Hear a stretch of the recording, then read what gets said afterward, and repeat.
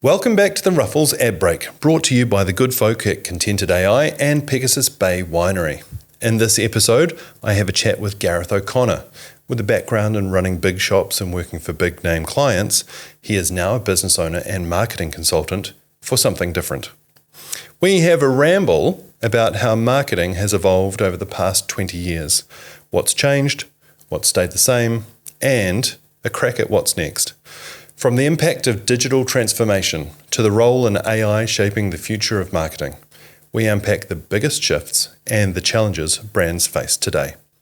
We also talk about the age-old debate of brand building versus short-term sales activation and why balancing the two is more critical than ever. Okay, Gareth, let's go. Ruffells Ad Break. So I'm Gareth O'Connor. I am a business and marketing consultant. I've spent 20 odd years in advertising and media. And up until the end of last year, I was running Harvey Cameron, which is a full service agency in Christchurch. And I've been doing my own thing called Something Different for the last 5 months. That was succinct. That's great. That was pretty succinct, Dave. So I didn't even rehearse. I say that's great. I didn't even rehearse. Give us a pat on the back. I actually thought about it. I was like, you can't go in there and just ramble. No, you can. You're in the right. I understand that. You're in the right place, but I'll hold you to something at some stage. You know. Why guardrails? Yeah, that's right. You want guardrails. Like the rails down a Tempen Ballot. You don't want them. Well, some do. Some do. Tempen If you're bowling. a small child, a 46-year-old man. I think it's acceptable on occasion. We went bowling recently. Oh yeah. We got to a point of the day. It was 10 past 10 a.m. Got off the phone and went, fuck it, we're going bowling. The team just packed up, went down bowling. We chose the busiest day of the week. What day was it? It was a Thursday. It's the Senior Bowling League. And there was one lane available, one lane only. Yeah. And shit, did they take it seriously? Yes, they did, sir. Did they have the gloves? Oh, it was, I'm not going to stand up and do it, but I thought it was going to be rubbish, and they were bloody good. What was the film about? What was the film? The Big Lebowski. Big Lebowski. Oh, God, I should have known that. It's terrible. Yeah. What a great film. What a great film. Yeah. Was it that kind of style? It was that style, but at about 1/6 the pace. Yeah. The energy was not there, but the precision. And God, you thought it was going to limp towards these pins. But it was remarkable. They were really good. God, look, we've done it again. This is like I'm just picking up what you're putting down, Des. So thank you very much. No, don't do it. I think it's done, isn't it? I'm going to walk out. No, you can't. You can't. I really don't want it to come back. It won't come back. Although interesting, one of my best friends. No. Double down with the story. One of my best friends from Scotland, who I went to school with, who's also called Gareth. Uh-huh. He did until recently live in Christchurch. Is that why you came? No. We kind of lost touch a little bit, but then when we moved here, he was like, "Oh, I'm here." I'm like, "Are you?" Oh. But then he still calls me that. Uh-huh. I'm going to stop saying it. I'm just going to start saying that. That. So he's the only person in New Zealand that calls me that. Yeah. Okay. So let's not have other people. No, please. Because it's just two people and that's it. No, not you. Well, no, don't. I don't want. I won't though, Gareth. Thank you so much. I won't. So, okay. How do you? I don't even really know because I got caught up with the fun and the play of the conversation, which is also really important, right? And especially like you said earlier on, you got a real job, which was in advertising and media. So how did you get to that point? You know, I mean, you know, the music and all that sort of stuff. Were you a normal child? What did that look like? I mean, did you have brothers and sisters? Did you have a loving family? Were you stable? I mean, what was? I had a very stable, loving family. I have a sister, an older sister. Okay. We don't really talk an awful lot. We're very different people. Uh-huh. So I like to think of myself as a very optimistic person. Yeah. She's the opposite of that. So I don't talk to her a whole lot. We get on fine. Yeah. But my childhood was good. Yeah. Although I've started to realize more about myself as a child. Because over the last sort of 4 or 5 years, we've gone through a lot with our youngest kid. Who's how old? He's now 13. Yeah. But we've found out he's dyslexic and ADHD. Yeah.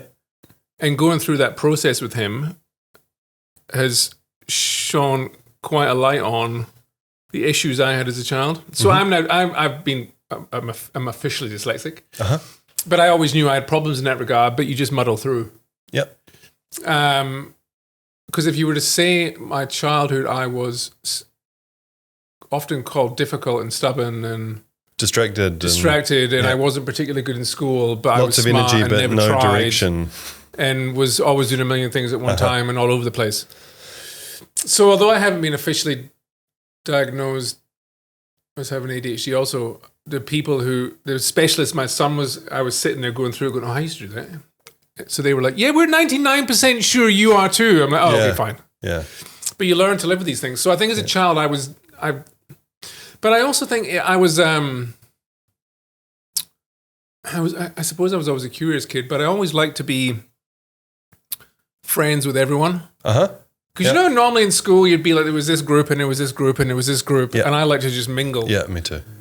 Because they would do some things I found interesting and they'd do some things I found interesting and hate what they were doing over there, but I enjoyed the other thing they would do. Absolutely. So that was kind of my way of childhood. I definitely did gravitate towards like sports and arts. Yeah. Sports and arts. Well, I love drama and music and then sports. Like I play every sport possible. That's interesting. Those combos, I wouldn't say are an ordinary marriage. No. I'd say it's either sports or arts. But then even my sports were, I'd do the popular sports, but then I'd do some obscure random sports. Yeah, go on, name one. Well, I would do football and rugby. I mean, obviously in Scotland, we're a massive quality football nation. Yeah, that's right. You got two teams. Football and rugby. We do have two teams that anyone can name. I didn't support one of them. But so I did football and rugby, although rugby I wasn't particularly good at because there was always that split second of, this is going to hurt. Do you know, like the rugby, you've got to have like a mental view of, I'm going to attack you now and it's not going to, whereas me, I was like, oh, this is going to hurt before you would. And you'd always miss tackles and stuff. It was just, I think I played just because I wanted to hang out with the people who played. But then again, that's that thing. You want to hang out with people who are doing things. Yeah. I always got good enjoyment out of watching people who were good at what they did. Yeah. So I wanted to go and hang out with as many people as possible to go, oh man, you're awesome at that. That's amazing. That's great. I want to hang out with you. Yeah, on the field. But it did piss off a lot of friend groups because they'd be like, well, we're doing this. I'm like, nah, I don't like that part of what you do. I'm going to go over and do this. The thing that you hate the most. So I also did like badminton. Yeah. I don't know if it's a weird sport, and then loved golf, still love golf. Skiing. But it was just, I tried to do a bit of everything. Windsurfing. Yeah. Canoeing. Right. I tried sailing a couple of times. Yeah. But it was more just, but I think when you think back to it, it was just hard for me to pinpoint on, I needed a lot of stuff going on. Yeah. And it's still the same now. I still like a lot of... Yep. And so what are the, if you're looking back on that, and isn't it interesting how our children teach us so much about ourselves, right? It's fucking frightening. Been thinking about that a lot recently too. Yeah. Because my sons are now at that age where, particularly because my oldest son's now 15. Yeah. And you're starting, particularly, I think it's worse now because of the shit they get served online. Because it can be deeply concerning, the sort of things. But he came to me the other day and said, I want to get this book. How to be a musician in London. No, it wasn't a good book. It was, really? 42 Laws of Power. Oh, right, yeah. And it was, it was one of those books that sort of, you understand how the manosphere has been shaped. Yeah, gotcha. All these angry young men, and I said, no, you don't want to have that book. Yeah. But you start to understand also of, particularly how emotions affect people. Like when you look at kids and how emotions, and of course, I don't want to get into a whole Trump conversation now and why people vote the way they voted. But emotion drives a lot of that stuff. But you see how kids behave, and you can see it mirror in how adults behave. Yep. Which, to go back to your earlier point of myself as a child, going through what my son's been going through, you start to obviously understand, I had those problems. But of course, 20, 30, 40 years ago, it wasn't a thing. It was just, you're a difficult individual, and can you just sit down and stop being annoying and focus? We need someone to sweep the floor. Of course. Well, I was always told... I think if you were to look at every school report I ever had, it was always the same. Gareth is a very smart boy. Not applied well. But he puts it. Distracted. Yes. But he doesn't try, and he's never going to. So it was always Gareth's either going to be a really good businessman or a criminal. Yeah, yeah. There was no. It's a very fine line. Of course, and you can be both of those. Yeah. But I think I guess I'm all going all over the place now. But going back to my childhood, so there was. Yeah. But I also had. But when did the music come in? When you said you were curious, and so was that sort of always there? So my dad was into music. Yeah, into music. Well, he was a big music, he loved music. Yeah. And it was only after I tried to make it as a musician that my mum said he did too.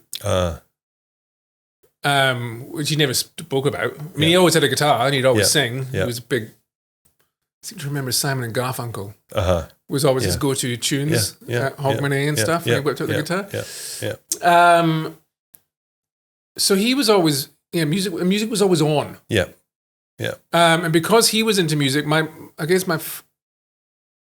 father was not an outwardly affectionate man. Mm-hmm. I suppose it's quite normal for guys of that era. So I probably so his big things were music and golf. Yeah. And probably football. Uh-huh. So I tried my hardest at all those things. Yeah. Yeah. And I seem to remember, I don't know why this has popped into my head, but I suppose now you're asking questions. Say it. I remember, I don't know what year it must have been. It must have been, because I started playing guitar when I was 8. Uh-huh. What am I, May baby? So it must have been Christmas when I was 7. Mm. But I remember watching, there was a live, I seem to remember it was like Eric Clapton and Dire Straits maybe. Anyway, there was a live show on Channel 4 probably, a gig of, I think it was Dire Straits playing. Anyway, and I remember for Christmas I got this sword, and I remember standing on the table in the living room pretending to play guitar.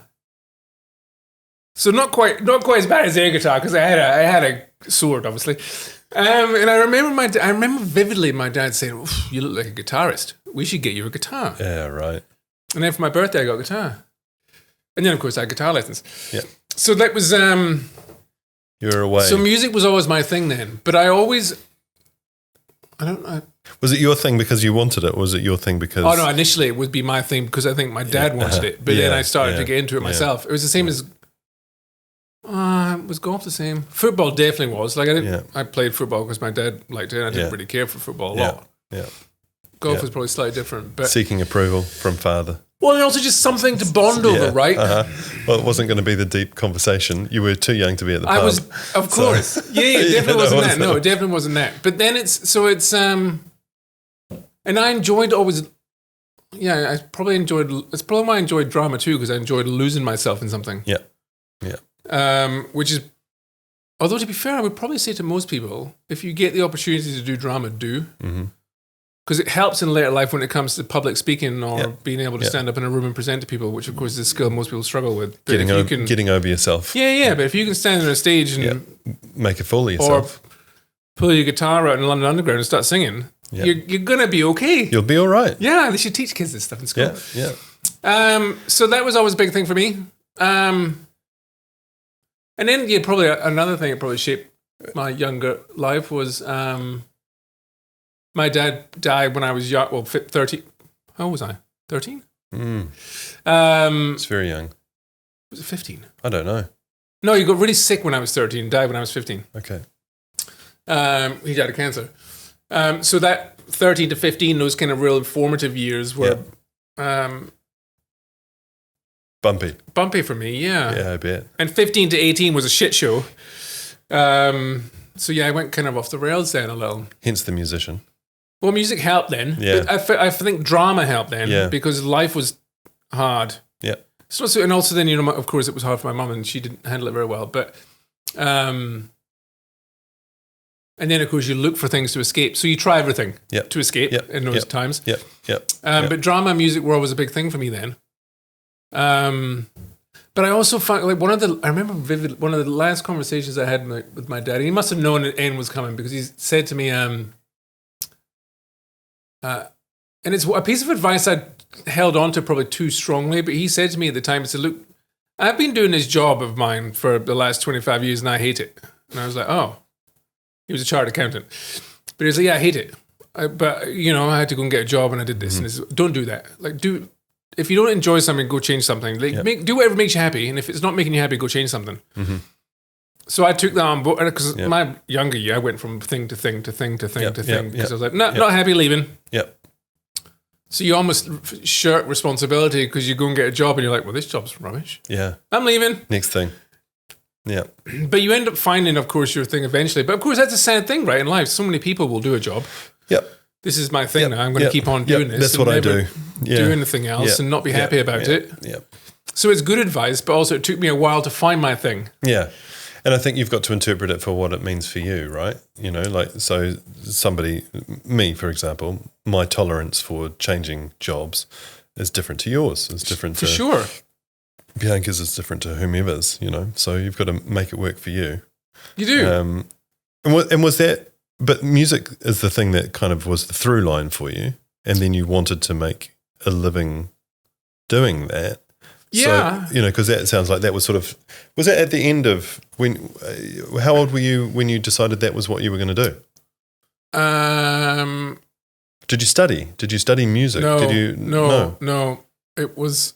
So when did you go to London to be a professional musician? I would have left when I finished school in 96.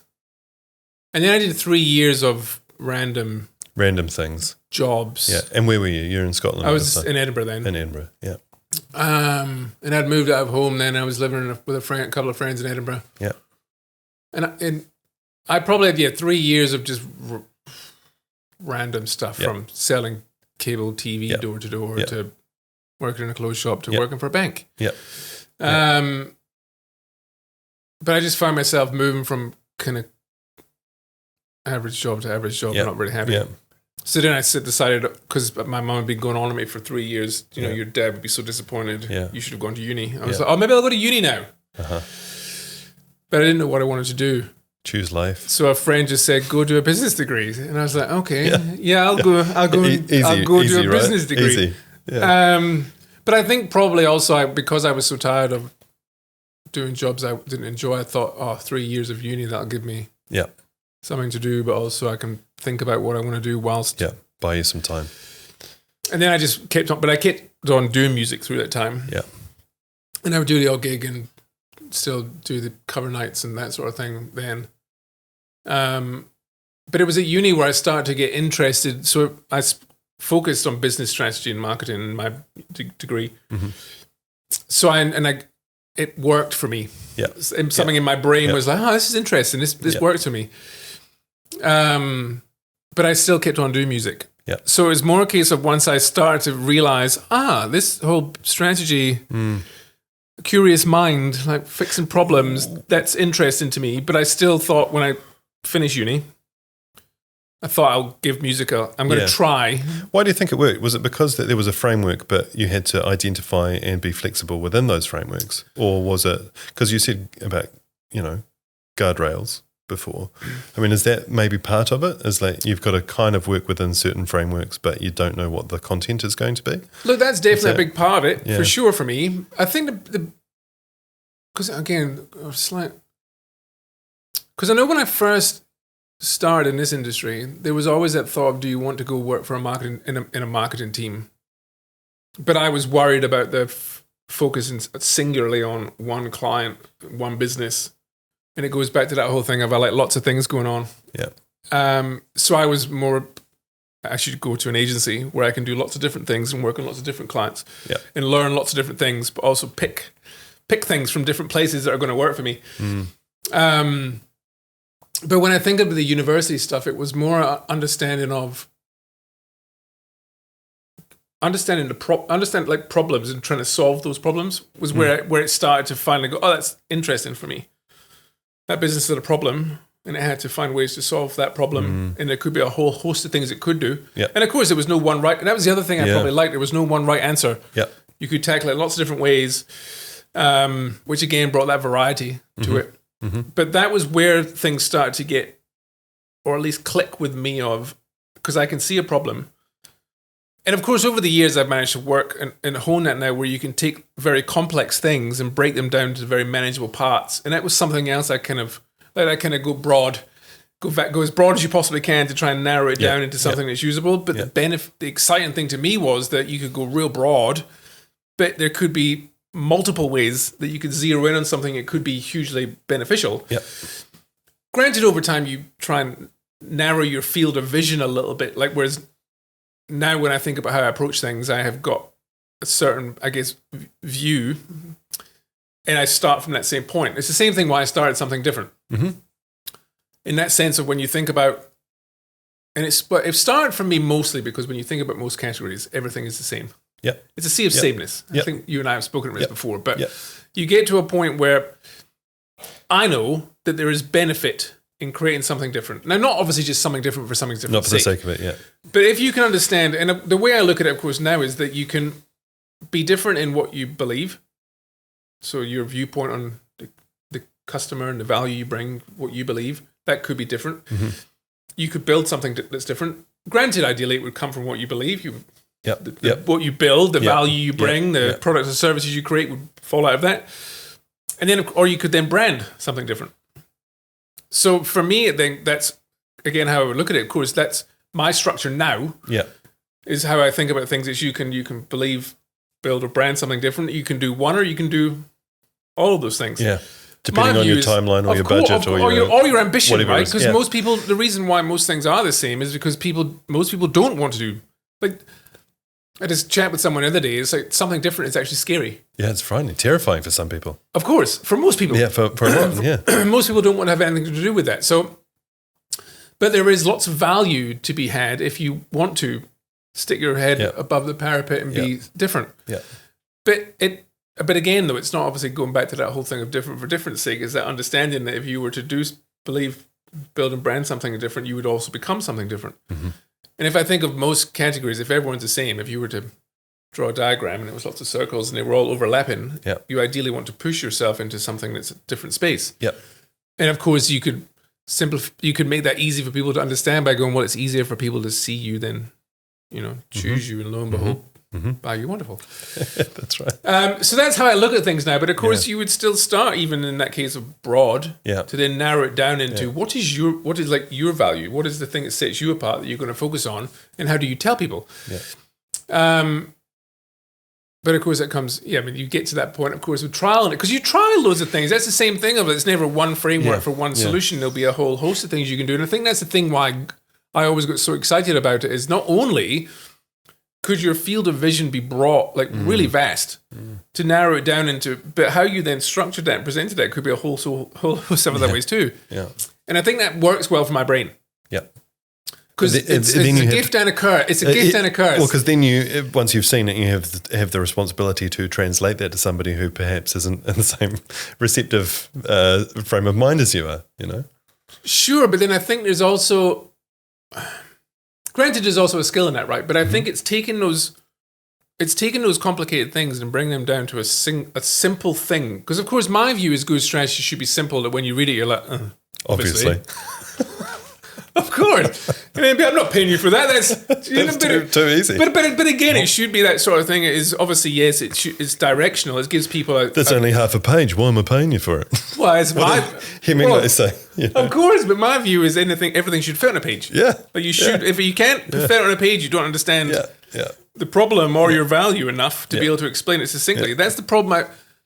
I still pull my hair out now, and of course you see it a lot, right? There's almost that thing of, if you're paying for, although time was probably the wrong word, because again, that's another problem we get caught up in our industry. It's how many hours is that going to take? That's Rather not the important thing. It's the outcome. It's the outcome of what we do, or the output, then the outcome.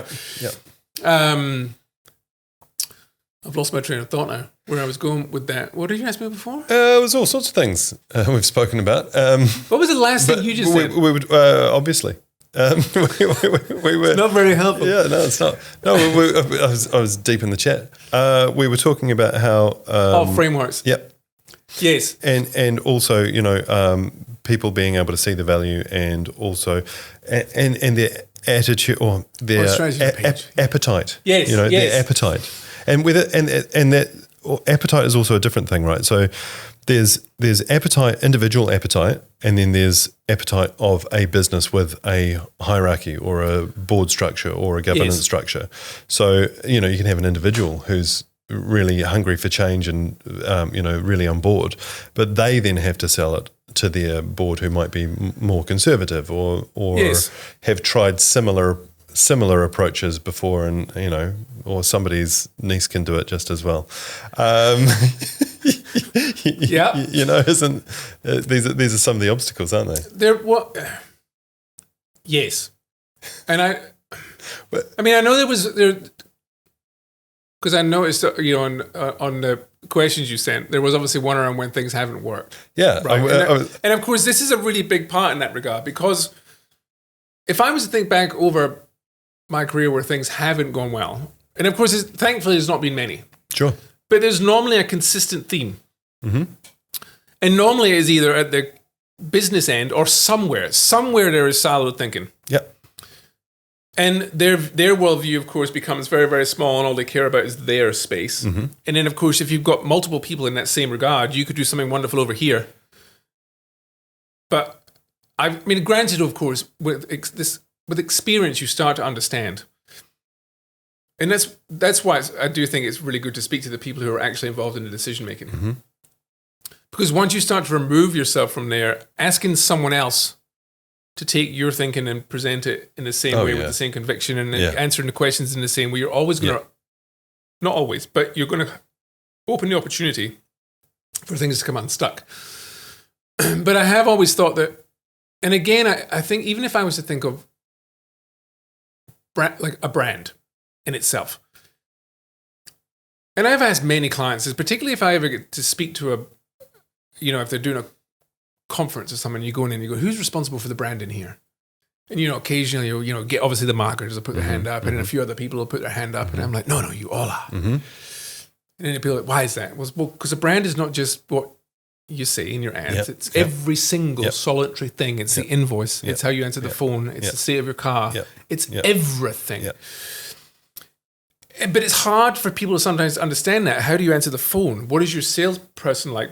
How do you show up? Mm-hmm. Are you scruffy? Are you smart? What is the first thing you say? Do you answer the question? When do you return an email? All those things matter. Yeah. But you, of course, only get to that understanding when you see it go wrong. Granted, of course, you can read a book and it'll say the same thing, right? You can follow people that know what they're talking, and it'll tell you this. But until you actually start getting into the inner workings of a business and how it works, because, of course, when things are in silos, you'll have one person doing one thing, another person, and you might do a wonderful campaign, right? But the sales teams, they don't convert. They don't know what they're doing. Or what you say over here is not the same as what you say over here. Yeah. Or you may well have just done something, your website might be terrible, or your CEO made an absolute howler and he annoyed half the population, or whatever. Yeah. There's a whole host of things that could happen. But it's not until you've experienced a few of those mistakes, and then of course people get angry and you do the wrong thing, or you're measuring it wrong, right? It's the same thing as you might do a brand campaign, but they want sales tomorrow. So, well, that's not likely. Yeah. But again, it's that understanding of how all the pieces fit together. Yeah. But I think that's also the same thing when I think back to probably in my mind, the joy of how that works is I want to see all of those things. Mm-hmm. But then it's understanding how those things link together and where the problems are. And if you do this over here, what is the impact going to be over here and here and here? Making sense of the chaos. Yes. Playing the puppet master almost. But again, there'll be times where you'll meet with a business, and of course, often often you can't see the wood from the trees, right? But also sometimes you just don't want to. Yeah, that's right. It's the same thing as doing something different. I don't want to do that. Or change can be confronting or alarming. Or also, even if you ask people questions, they might not know the answers. And it's also quite protectionist sometimes. We have to be seen to be going through the process and through due diligence, but we've actually got no real appetite to change or to listen or to, so you never know what you're up against. And I always think it's not fundamental to success, but I think the sooner you get to the people who are actually making the call, the more likely the output is going to be successful, Hands down. Yeah. It's sort of the only way. And also, I think, I don't know what your experience is with this, but also we've got this very protectionist kind of viewpoint or position here. It's almost the smaller you get, the more you protect your little piece of the patch, right? Mm-hmm. And it's like people aren't genuinely, sometimes I find people aren't genuinely, the smaller it is, working together in a collaborative way in order to serve the project or the desired outcome. The larger you go, you're just one of the many parts of the machine. And of course we're moving towards the same objective because there's no sort of competition, whereas, there could be more co-opetition, in a smaller market. But is that, do you find that, or and how does that play out for you? Is that a singularly Christchurch issue, or is it a New Zealand, or is it, what do you think? I think it very much depends on the organisation and the leadership of the organisation or the institution or whatever it is, right? And of course the culture in that organisation. Mm-hmm. Because I've obviously worked with some of the world's biggest brands, some of New Zealand's biggest brands, and some of them, of course, are very clear on what they're doing, and they work well together. Yep. They know where they're going. They have a clear...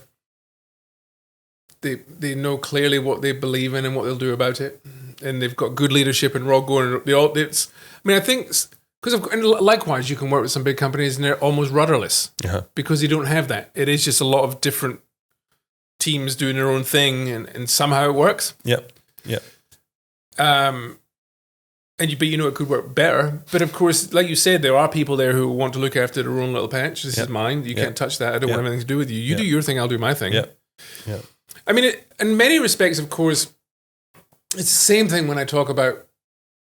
I was having a conversation with someone the other day, and they were talking about how, I think it was partly because they'd watched a new Netflix documentary on advertising, or I haven't watched it. But anyway, he was talking about how advertising can make people do things they don't want to do. To which I was like, that's nonsense. Like, you can't be... It's nonsense. No one... If you're not in market for...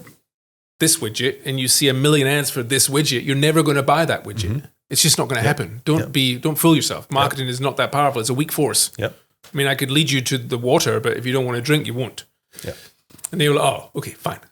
But it's understanding, of course, that, because I've been in some cases where, of course, marketing is viewed as, the colouring department. Absolutely. I mean, it's a real thing, right? If you look at C-suite board and boards around the world, I think the number of marketers at board level, it's single digits. I don't even think it's...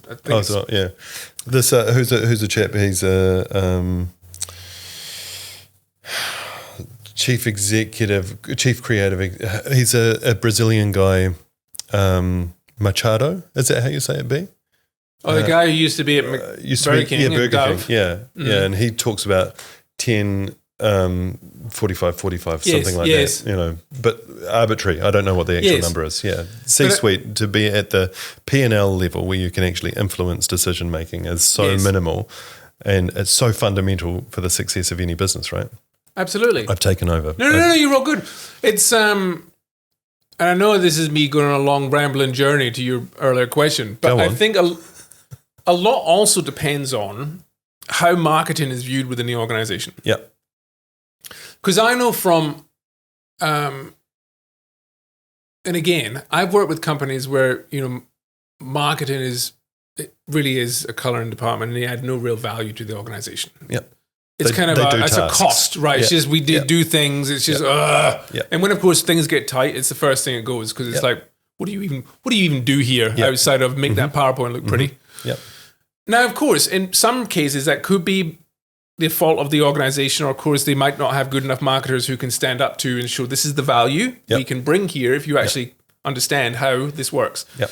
Likewise, of course, if you've got an organization who understands the value of marketing. Now, again, of course, if I was to think marketing, of course, that would start with how we as an organization orientate the business around the need of the customer. That's how I look at it. Because for me, marketing is, I studied it, so I understand the 4 Ps, and I still like only 4, but I understand, of course, how, there are others, but they fall into the other 4. Yeah, they do. It's, I understand, of course, you can obviously have product orientation where it's product first, and then we'll go and find an audience for it, or you market orientation, and so I'm of the view that a business, like a good customer-centric business, marketing should be instrumental in helping that business understand how do we orientate what we do around the needs of the customer. Mm-hmm. Now, in my view, the marketer should be the one who understands what the needs of the customer is. Then, of course, bring in, this is the market, this is the needs of the customer, this is how we do it, bring in product, bring in all these different people, bring in R&D to go, this is their needs. Yep. How do we make the right products? Yep. Now, in that sort of organization, of course, a marketer then is instrumental in understanding that part. Yep. Because then, of course, you've got, this is how we orientate around the customer, these are the products we make. Now, that same marketer should then be involved in, well, how are we going to price that, and how are we going to take it to market, and then, of course, how are we going to promote it? For sure, that's. Yep. And I think in those organizations where it works best, that is how it works. Where in the organizations where I feel it doesn't work as well is if marketing has been pushed to the promotional P. The bulk of their time is there. Because then you start to lose sight of, in my mind anyway, you run a greater risk of losing sight of what is it that what problems are we actually solving as a business. Because for me, that's like level one. You know, like what are the problems we solve? Okay, what are the solutions we provide to solve those problems? And then, of course, you can look at that. How do we do it better in the competition? Where's our genuine value? To the market. Then, of course, you can start to think of, well, what are the functional benefits, the emotional benefits we deliver? And then as a company, if we take all of that into consideration, what is it that we believe in regards to all of this stuff and what will we always do? Now, of course, some people will go, Gareth, that's just a vision and a mission. Of course, sure, no problem at all. But again, you should have all of that. A marketer should be instrumental in this. But I think if you're in those kind of environments and those kind of organizations, that's when you get to do great work. And it's valued, and it's not like a confrontation where you feel like you're constantly trying to sell your fighting for budget. But on the budget thing, because that's kind of interesting too. And but just to round out the last point, I think if you're in an environment where you're in constant battle and you don't have the, and I know, and I can also see the flip side of this of you need to be a marketer who has that ability and knowledge and acumen to be able to do those things. If you don't, you're never. It's like shoveling shit uphill. The other interesting thing when you think about budget is that a good marketer shouldn't be asking for how much budget will you give me. Really, because if you understand this is the need of the, because you should be in a position where you should be able to go, we understand this is the problem, this is the available opportunity to us, this is the current share that we have, this is how we can grow that opportunity and get more people to think of us, this is the price we can charge, if we do a good job of brand we can charge more, this is the opportunity. The available revenue to us is X, I need you to give me Y so that we can get Z. Now, of course, a C-suite or a finance, a CFO will be like, that's, I think one of the problems where we've kind of done ourselves a disservice in many respects is that we don't know the language of the C-suite or the board, even though like marketing is instrumental in all the things they care about, like growth, that's right, margin growth, revenue growth, even mitigating risk out of the business because you can have cash flow confidence and all those other things, right? They're not spoken about as much. I mean, I think we're starting to get a greater understanding of, and there's more people talking about this stuff now, right? Very smart people who are talking about this, and work is being done to help elevate the quality of. Because it was I was having a chat with someone else the other day, and of course I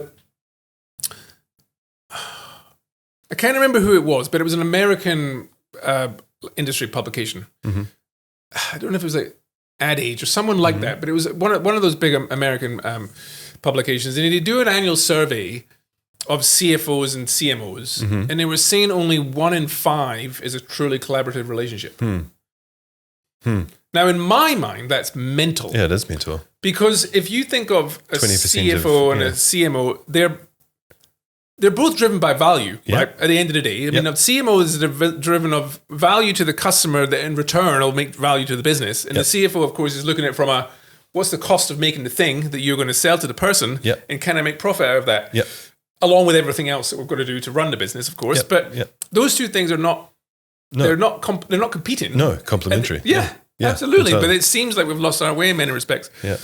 But I think it's helping people to understand that sort of thing, because I understand it's And of course, it's how you sell that thinking, right? If you can get and like you say, back to the thing, what's the appetite? What's the appetite within the organisation to understand, to be challenged?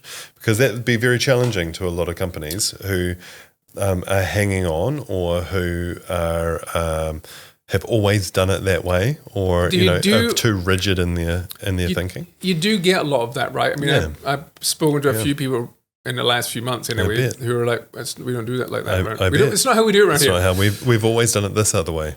And now, of course, it's one of those things where if things are going well for the company, then fine. Yeah. No problem at all. You keep doing what you're doing. Yeah. Normally, the problem will come when things start to go not so well. Yeah. And you start to struggle. Yeah. Yeah. But often they will still lean back on, now, we're just going to keep doing the same thing. And it's like, well, as we all know, the definition of insanity, you're not going to get different results. It won't change. That's right. So, or assuming that something that you did 5 years ago, that the world is still the same. We've moved on.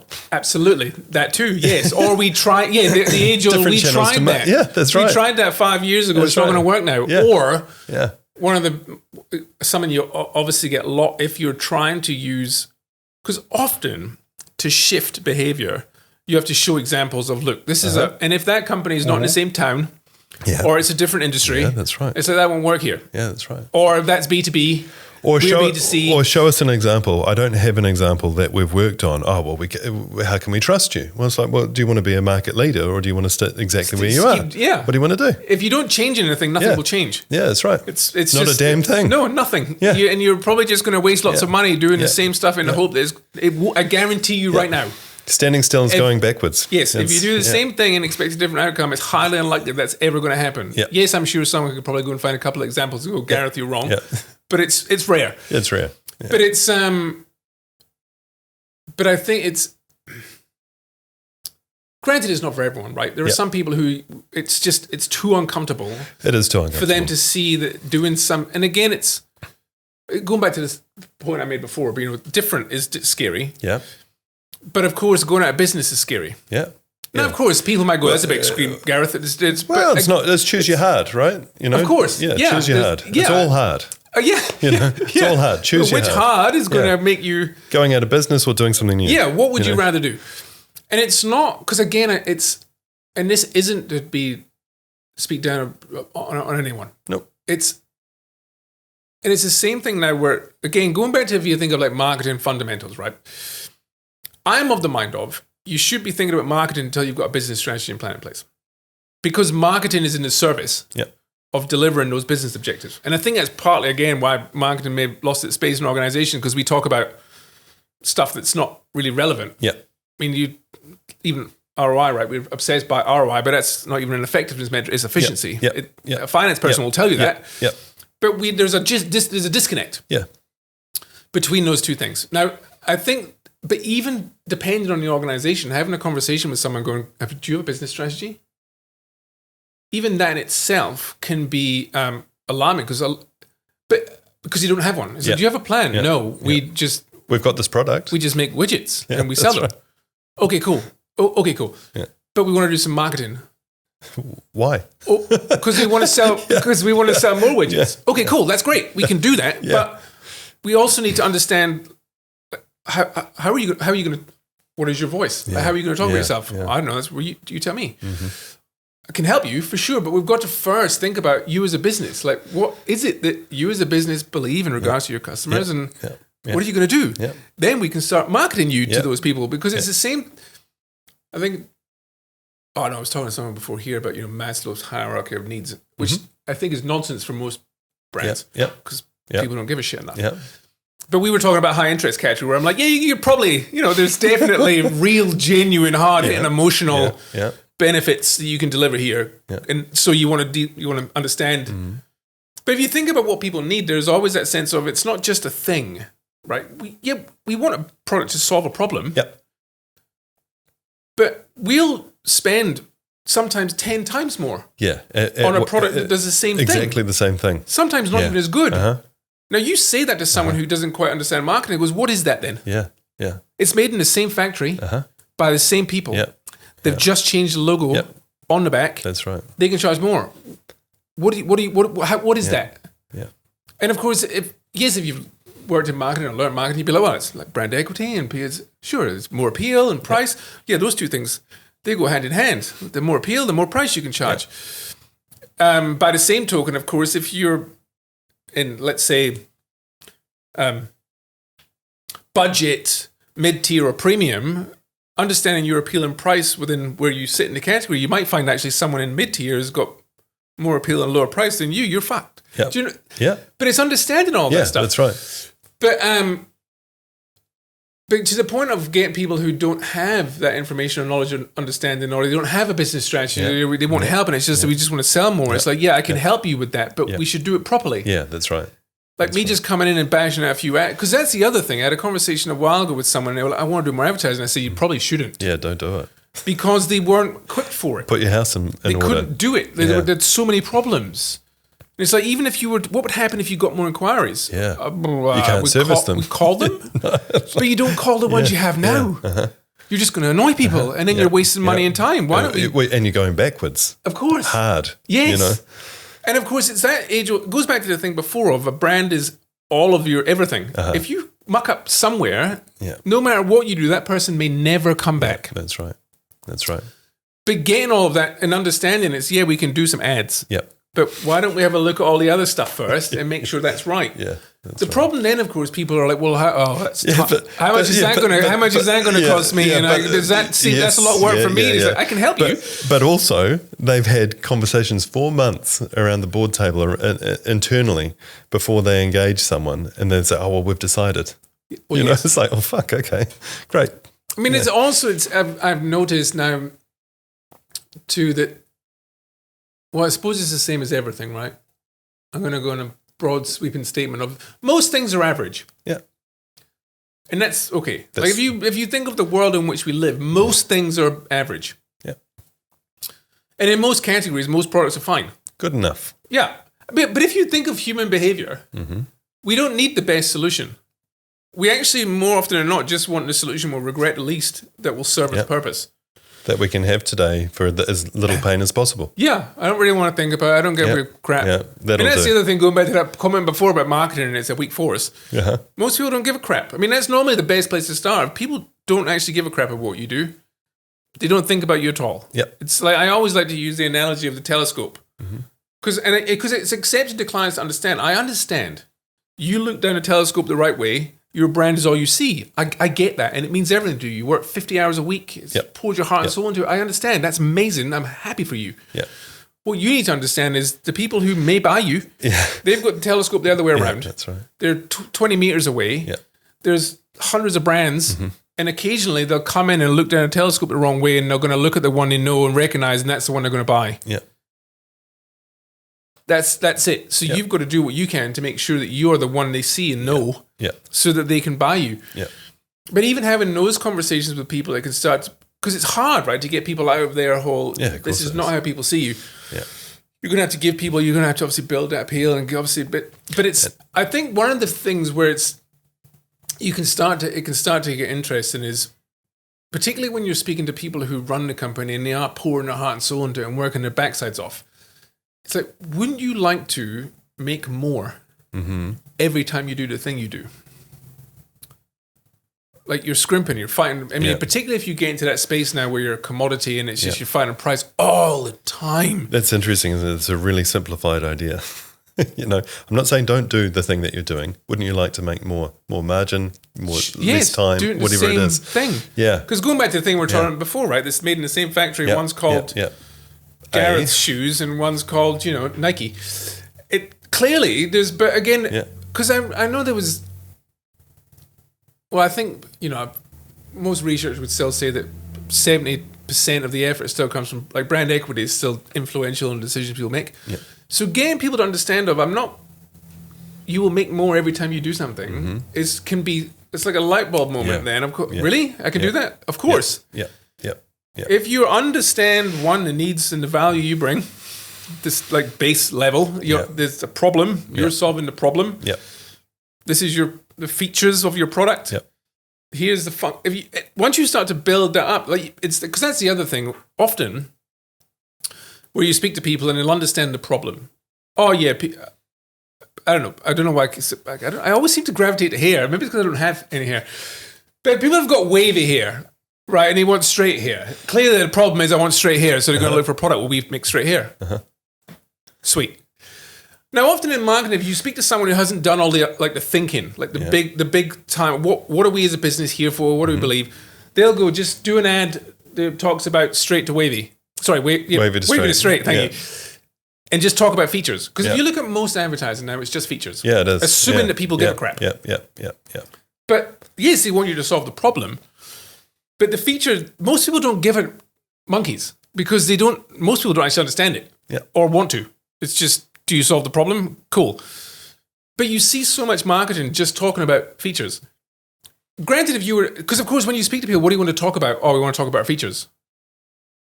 Great. Cool. We can make some ads. Yeah, I'd rather we didn't. Yeah, because you're not going to be seen or remembered. Or there'll be no recall. None of those things. I would rather we didn't do that and just spend a little bit of time if we may. Yeah. Because I have noticed, because I suppose, if I think of my history in advertising and media, I've always been predominantly at big network agencies working on big multinational clients. Or when I first moved to New Zealand, it was working on New Zealand's biggest brands. Yeah. Then when we moved as a family from Auckland to Christchurch, because my wife's from down here, and at Harvey Cameron, we had a mix. Like we had small, tiny clients who might spend 15 grand a year, but it meant everything. Yep. Through to big market leaders in their field. And now that I've stepped back from now doing my own thing, of course, yes, you get some work from people you know, so you're still, but a lot of it is much smaller clients. Yeah.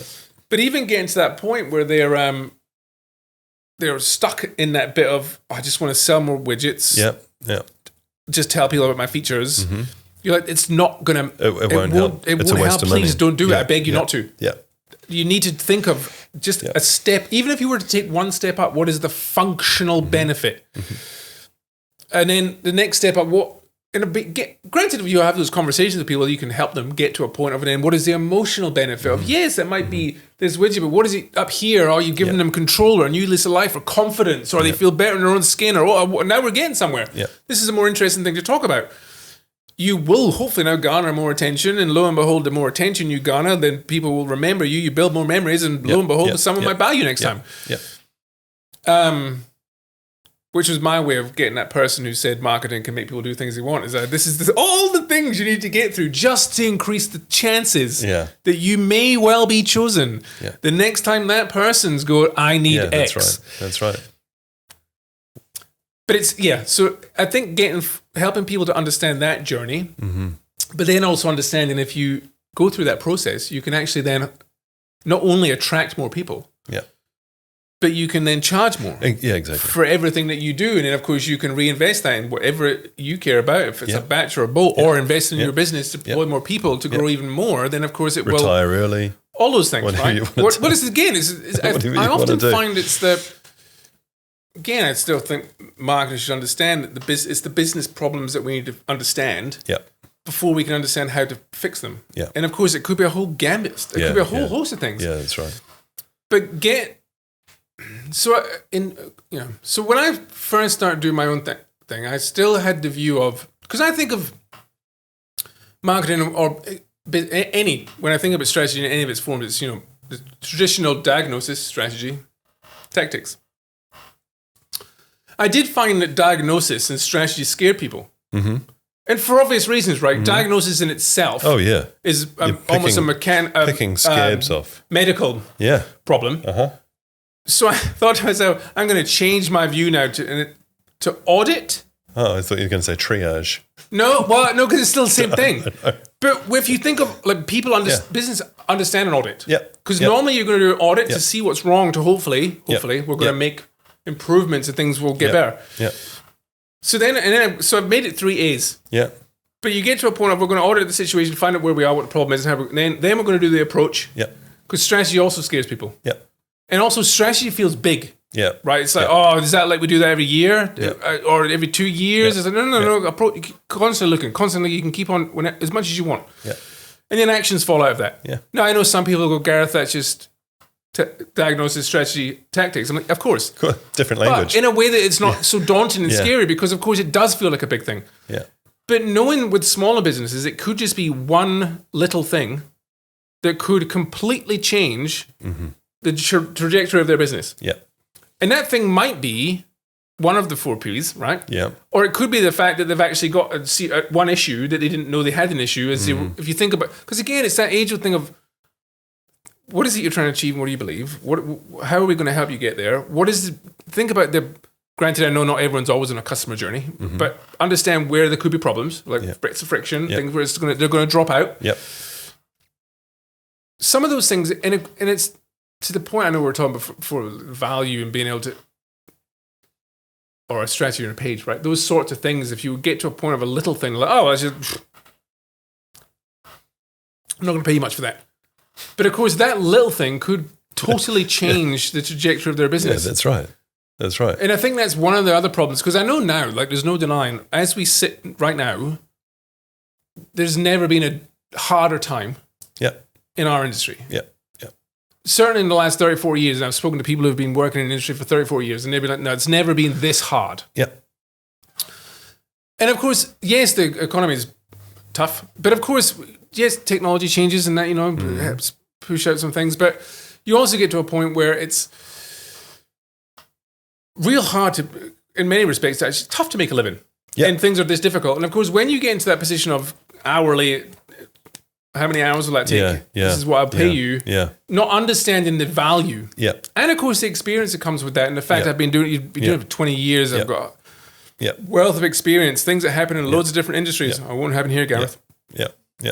Going back to that earlier point, of course, that's another strange thing where having that breadth of experience across multiple, it's not that we're different. You know what I mean? Like the fundamentals of business and marketing are the same. Whether you sell that's right. this or this or this, or whether it's B2B or B2C, it's all the same. You're solving a problem. Yes.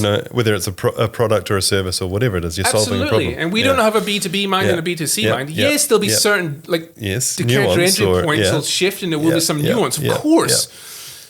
But how we view information, how that's packaged up to us, thinking about the problem, the features, the emotional, the functional, and the emotional benefit. If I'm in business, sometimes the emotional benefits are even bigger. Yeah. You don't talk to me about them, though. You talk to me about the features. That's right. But this could change my life. Taking all those things into consideration, you do start to get to a point. I'm sorry, I'm slightly going round the houses here. But even getting to that point of, I know I was talking about earlier, charging people, it's like the value we bring, and it's the same thing as value in an organization, or the value of an agency partner, or the value of a production partner, or the value, understanding the outputs and the outcomes of those things. That's where the value should be. Absolutely. Look, we had a conversation the other day with somebody who wanted a series of work done, and we gave them a fee proposal for it. They said, and to give them fair dues, they were experienced enough to not be afraid of talking about money, which was wonderful. And they said, look, that's outside my budget. I'd like to talk about scaling that back and trying one little project and seeing how that sits, and then looking at raising the capital for next year. Yes. What a grown-up attitude. That's fantastic, right? Yeah.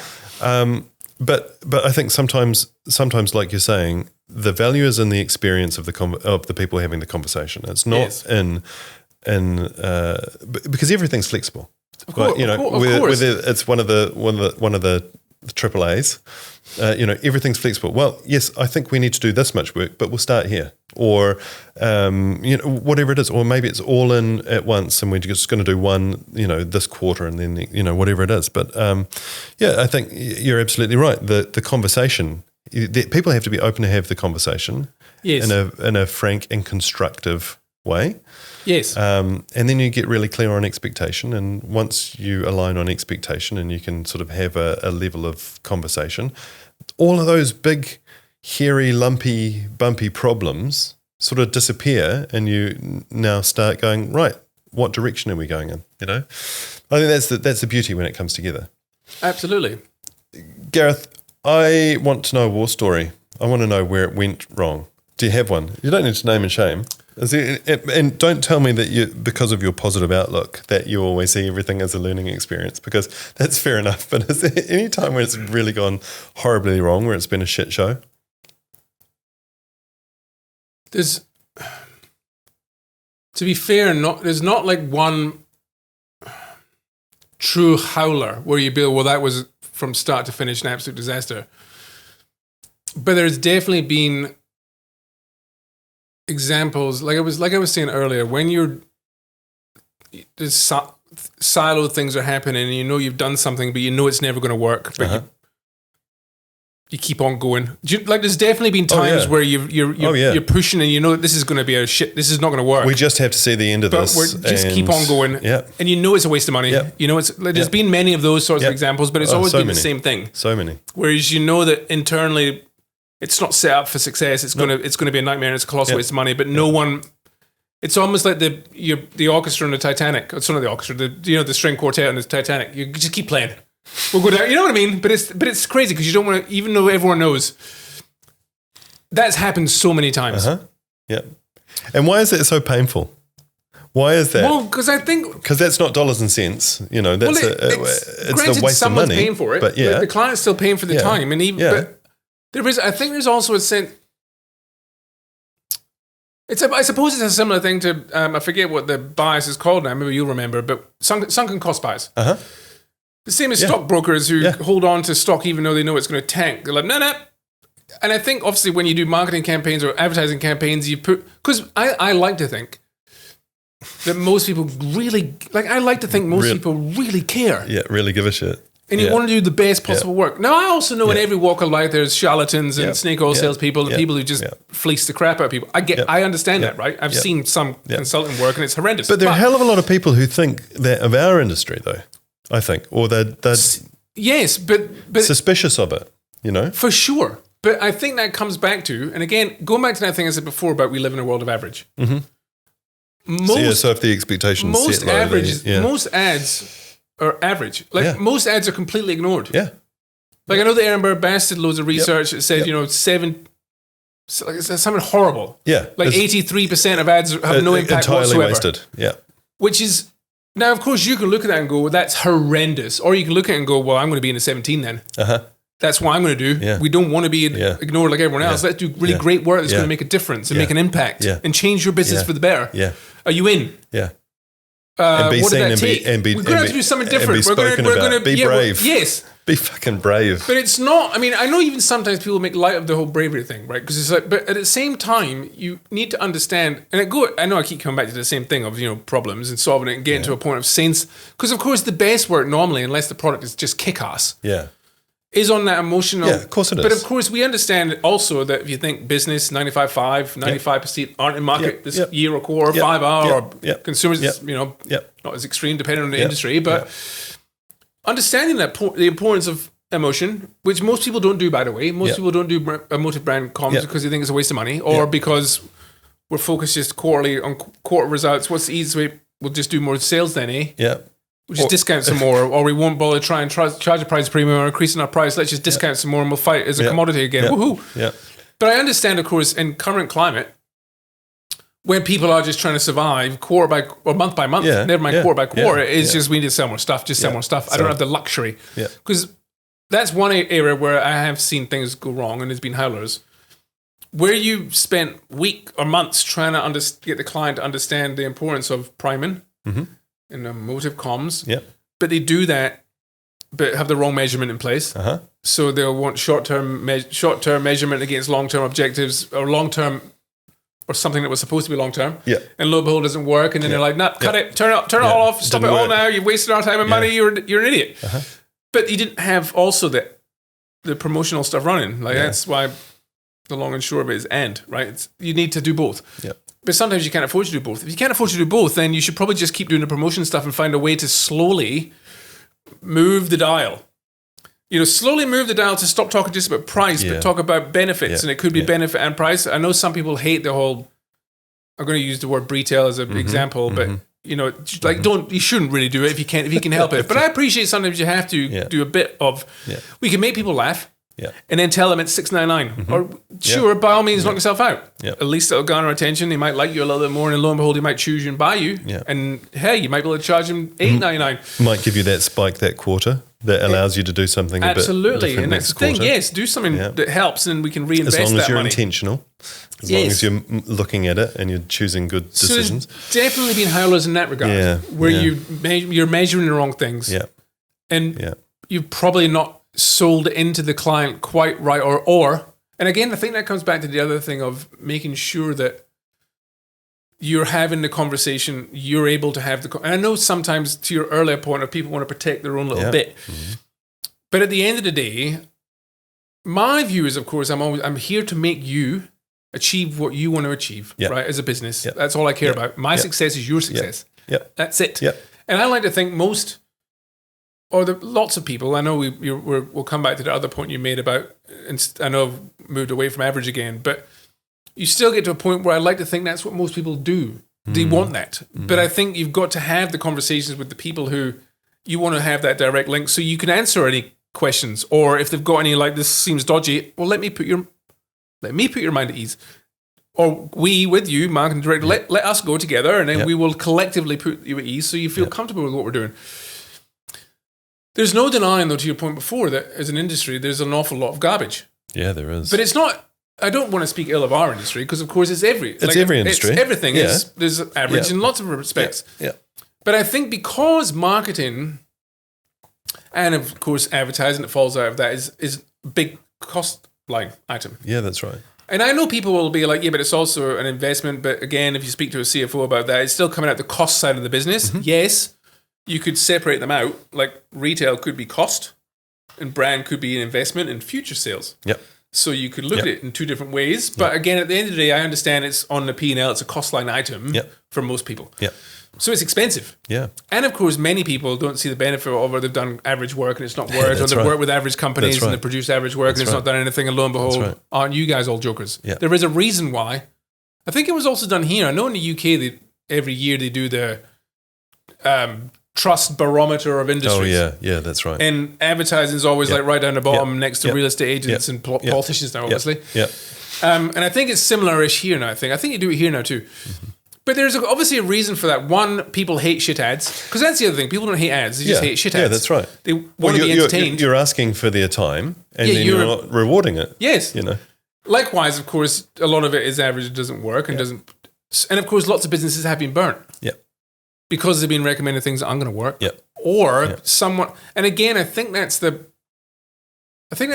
probably the one thing I'm enjoying now about what I do, because I've had marketing, creative agency, media agency experience, and of course I did a business degree, I ran a business. Yeah. I understand the challenges there. You can take you're not focused just on one thing. Yeah. So I remember certainly in creative agencies and media agency days, when you wheeled out the strategist, you could not always, depending on the relationship with the client, but you could often see the client because they knew you were going to come in and keep people busy. Yeah. So it was almost like, what's this going to cost me? Yeah. Do you know, when you said that, I just got a visual in my mind. Monty Python, the accountants. Oh, yes. Some old fella in a big leather chair being rolled out into the boardroom. Yes. Good. Yeah, it's but is that so? At least, well, I like to think now I'm slightly removed by it because it's only me now. I'm only going to come in and help you understand what is the problem you're trying to solve. What is your ambition? Let's get you there. Yeah. We'll bring in the right people as and when you need them, but never when you don't. Yeah, that's Whereas in an agency, it's almost like, you're going to bring in all the people, and then we're going to charge me by the hour, and it's going to get expensive. No, not at all. We're only going to focus on getting you from where you are now to where you want to be. Yep, great. Nothing more. Well, that's our entire model, the Goldilocks model. It's just right. Exactly. Just right. Yeah, exactly the same. Yeah. It's okay, right. Because we've danced around all over the fucking place, and which I've loved, by the way. That's good. Because I think there is a huge amount of value in what we've been talking about. But I'm amused for two reasons: one, for myself, and two, for those in our audience who are only. I don't know. They're here for a good time, but they're also getting something. So, but I'm not sure which half was. It matters not. As long as they're getting value, they're getting something out of it. Yeah. So I suppose the thing I guess I'm a little bit interested in is and I'm not talking about technology, or I'm not talking about. I mean, maybe I am. I mean, everything's on the table. But what's changed since you have started? Since you joined, what has changed? Is that the expectation from clients? Is it that there are more channels to market, and people want to focus on what's shiny in you, and they want to forget about the brand work? Is it what's changed? I mean, what do you think from your point of view? I think lots and nothing. Yeah. Yeah, good answer. Yeah, good answer. In many respects, good right? Answer. It's because although this is, I actually. If there was a brand out there who wanted to know what to do because there's so much noise, nobody knows what to trust and where to go. What is still the fundamentals? I mean, the fundamentals are still exactly the same, right? I mean, I know now if you were to go back and look at quotes. And granted, at the time, I suppose they were the mad men. I mean, I guess they were mostly men in those days. But if you go back and look at their quotes, so many of them ring true. Yeah, like so many of them do. I do think, like, if I think about what's changed in my time, of course, I started in 2002, just after the .com bubble would burst. Mm-hmm. We were still faxing, stuff to people.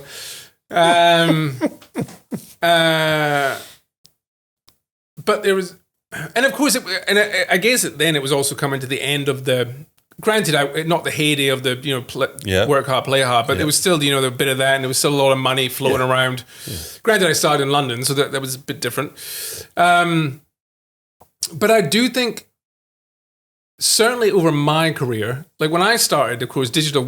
Online wasn't a thing, right? It was yes, Google was still going, and I remember like the first banners were awful. Yeah.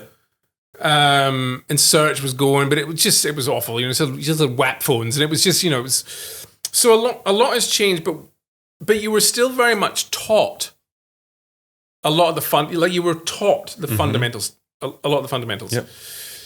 Then, of course, as the online world ramped up and social media came in, of course, then yes, a few different platforms came and went, but then when Facebook kind of solidified itself, one of the biggest shifts for me was. In many respects, a lot of the tech providers, because of course all of their revenue came from advertising dollars, they would do whatever they could to get more people to advertise on their platforms. Mm-hmm. So a lot was given to, like I remember Facebook in 2008 were like, people want relationships. They want a connection with you, and you had toothpaste and beans brands and all these people having social campaigns on Facebook to try and build a community because that's what people want. People give that much a shit about your brand. They want to join you online, which of course made them billions, but wasted a whole lot because all the people who would follow you were people who bought you anyway, right? Mm-hmm. They were going to buy you anyway, but they followed you because they like you, and they're not. It's not new customers. It's not incremental. Yeah. So that happened, and then of course you've got the whole thing of ROI, and then last click was a thing, and attribution was a thing, and people were piling money into all this.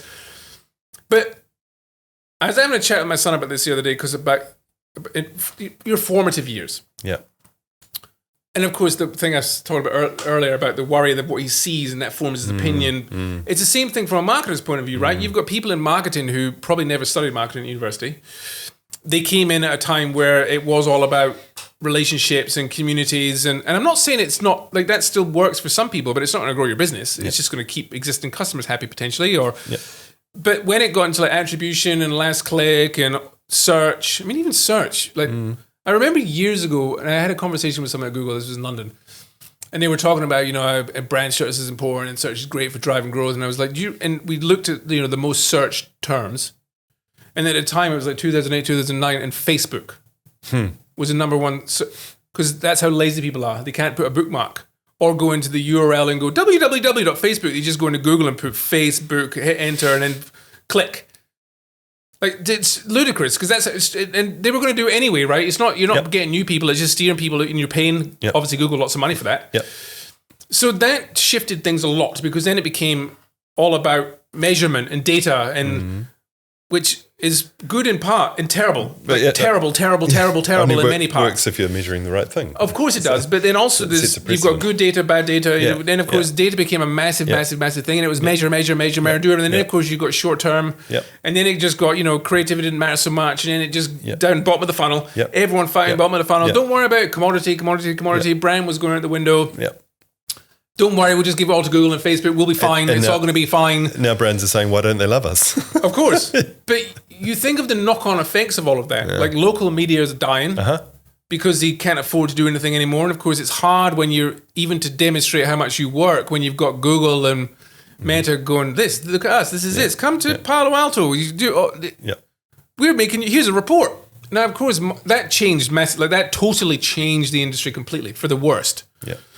Now, of course, we're starting to come back. There's a whole host of people who are talking about the importance of, brand. And this has been going on for years now, right? I think long and short of it was 2013. Yeah, and then Byron Sharp's done loads of work about availability and mental and physical. And James Herman in New Zealand obviously doing a lot here with marketing Comms Council and all. So there's a lot of people doing great work, Ritz and all those people. But still, a lot of what they're talking about is based on, like, if I think of market orientation, that was in the 1990s. Still customer centricity was then. If it's a new thing now, we're all about the customer. That's. Now we're not actually. We just say we are, but we fucking annoy them half the time, and the experience is terrible, and the website's a crap, and it's a nightmare to get anything done. But with customers, but of course, all those things were years ago. Yeah. So that's definitely changed, like drastically changed our industry, and of course, people waste billions. Yeah. Billions is wasted on all these different things. It don't really matter. Granted, things like M&M help, but you've got to spend a lot for those to be worthwhile. And that's the other problem. Marketers don't often know what they're measuring. But they've got their C-suite and the CFO going, what have you done this month? Well, we put this thing into Google and here's a report. Look, this is what we got. Oh, wow, that's great. Why is my profit not going up? Our revenue's not going up. How come that's saying now, this is what we got? Because there are people who are going to buy anyway, because Google will just find the most likely people to buy so they can go clip a ticket. Thank you. Well done us. Keep doing your good work. But I'd like to think there are more and more people now who are starting to understand that. It's like the problem with ROAS and ROI. They're terrible. Like you can make them better, but your business is smaller. What you want to make is that your ROI worse, but your business but it's getting people to understand that. It's the same thing, of course, of getting marketers to be able to speak the language of business. Yeah, that's right. And the language of the C-suite. But understand your role in delivering growth. Understand or margin or profit or cash flow confidence. Like, understand your role in delivering those things and how marketing can help. But I wonder if that is being discussed, because everything that you're saying, I mean, it sort of rings true across the board. But I wonder if, when you're talking about Ehrenberg Bass, or when you're talking about the 95/5 rule, when all this kind of stuff is really great and powerful and wonderful, as long as you're talking about it, and as long as, again, I hate banging on about this whole appetite thing, but the company has to have an appetite to listen. There has to be, for sure, and generally at the top end, if the company has performed reasonably well, there's a whole bunch of people who are hanging on to their jobs who aren't challenging themselves they're seeing their days out, So anyone worth their salt is still challenging themselves. For sure. But there's a lot of average. Well, there is. And again, it comes to the point of not only is that, but people have been burnt before. Okay, so what the next 3 to 5 years? You've got a crystal ball. What do you think is going to happen? But ideally, how would you see the next 3 to 5 years playing out for the better? Well, my views changed a bit after yesterday's outcome. But I worry greatly about the stability of the global community. So I'm not going to dwell too much on that. Okay. I'll just talk more about marketing and advertising in the business world. Yeah. Even though they are hand in hand. I think, of course you do, but I don't want to get into political great. We'll keep it light. We'll be here all day. We'll keep it light. We'll be here all day and into tomorrow, and we'll end up both in tears. Yeah. Depending on my mood, and I'm an overthinker, so I overthink. Really? Oh yeah. It's Des. I know you know this. But I am, so I can have good days and bad days. So I can look at it pessimistically and optimistically, to be fair. But there's no denying that we're at a point right now where lots of businesses are hurting and they're looking to try and save costs.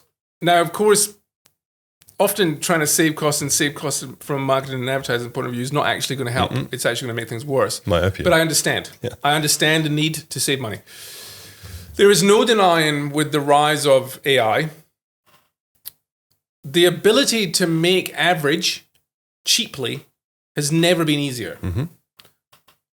Now, we obviously don't need I'm 100% sure in the next 3 to 5 years we are going to be inundated with an unimaginable amount of just shit, an average shit that no one cares about. But it's going to turn, again, depending on my view, it could turn people off, right? The internet could just become a shambles of just horrendously AI-generated crap that no one cares about, and the good is trying to fight its damnedest to be seen, right? But even if you think now, and okay, now I find myself gravitating towards politics, but if you think of algorithms want rage, they want bad news stories because rage sells and rage makes them money. Yep. Of course, brands still are in a way complicit in this because they advertise on these platforms. And these platforms make money from advertising and they want more advertising. And how do you get more people there? Well, we'll get them angry and they'll stick around and they'll comment and then we can serve more ads. There's all of that is obviously something that's, I don't know where that's going to net out, right? Yeah. But I do think we're going to see this period where our world of average gets ever more just swamped with stuff. Now, of course, that is then exciting for me because I'm like, well, cool, let's do something different then. We won't do that. Let's do something different. Of course, you still come up with the conflict of, oh, that's scary, I don't want to lose my job. If I lose my job, I'll lose my house. Which is the other, like you made that point too, that it's, I have a family and I have responsibilities. I don't want to do anything that might lose my job. It's like, yeah, sure. I get that. And sometimes, of course, you're never gonna. It's not. They will just. I just want to do the same thing again. I'll just keep plodding along. You plod along. You help me plod along. We'll plod along together, and we'll just. So, I am excited in the sense that over the next 3 to 5 years, I do think there's no denying AI tools in the hands of smart, curious, creative people. They will make those tools freaking sing, and they'll do better work, more affordable. It'll be amazing. Yeah. And they'll rise above and it'll be like, holy shit, there'll be a lot of that. And I'm really super excited about that stuff because I know there's amazing creative people who haven't been able to realize their vision before because it's too expensive, but they'll be able to. Obviously, the flip side is there's going to be a whole load of shit that other people will do, but that'll help their cream rise to the top. Yeah. So that's exciting. Yeah. I also think we're getting a point where more and more people are starting to come round to Les Binet and Peter Field's work from 2013, like the work James Herman's doing now, and Ritz and all those people. More and more people are starting to understand this. Also, when you think about the work that has been done by the likes of System One in the UK, where they're talking about creativity and consistency, which is another thing that's interesting. If you want to save money, stop doing so much. Yeah, like you're doing too many bloody things. Yeah. Like you cut the shit you're doing in half. Make one amazing brand, get a brand platform. Yeah. To start with, something that's yours. Make great campaign assets that you can, over time, decades, you can just add to, refresh, revolve, do less, make them longer, but make better work, and then run them for longer. Yeah, that's right. I think more people are starting to understand that, and that's also exciting, because hopefully it means that we can start to charge for the value we bring rather than just, because I guess agencies are probably worried going, we can't do less work because we're already struggling to make a margin. I understand that's terrifying if you think less work. Because, of course, the other thing is when you think about AI, and depending on your view, because I use those tools all the time. Yeah. Because it cuts. Yeah, of course it cuts a lot of time down. So I can get, here's all the stuff. It gets you to a starting place. Yeah, here's the broad. Yeah. All the things we know, and I'm going to now make something interesting. Yep. But it helps with all that. So it's wonderful. Now, of course, you're going to have other agencies going, well, we don't need all the strategists anymore. We'll just need one good one and then get a couple of junior ones to do all the long, get the broad. Yeah. So there's going to be a lot of shift, and change, because some people, of course, will be, unfortunately, out of a job. It means there'll probably be more people there'll be more consultants like me. So that'll change. And that's unfortunate. There's, with any technological change, there's always people who are unfortunately are going to have to go do something else. It's always the case. But again, I think the best people will, but again, I think it's human and machine. But the person who can do it best. That. Who can understand where the craft is and apply it to a new tool. Absolutely, yes. So I think that will, but I hope, sorry, I know I'm saying way too many things now. I hope it means that we're going to see more better work. Yes, there'll be a whole host of crap. Yeah. But those people who understand the fundamentals, understand the importance of good thinking and a good idea, know who's doing solve the problem, good stuff with the right tools, who's doing good stuff with the right tools, we're going to see a lot of really awesome work. I hope that's my hope. That's what I hope will happen. in the next 3 to 5 years, and then it will obviously continue. But there's going to be a weird